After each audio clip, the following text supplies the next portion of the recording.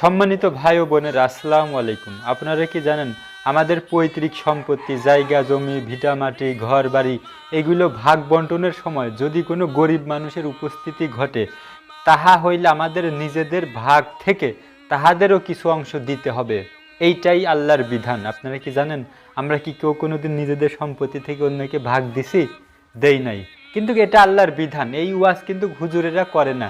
কারণ হুজুররা যদি করে তাইলে লোকে বলবে আপনারা কি এটা পালন করছেন, আপনারা কি কোনোদিন কারো দিছেন, লোকে হয়তো এটা বলবে। এই জন্য হুজুররা কিন্তু এই ওয়াজগুলো গোপন রাখে।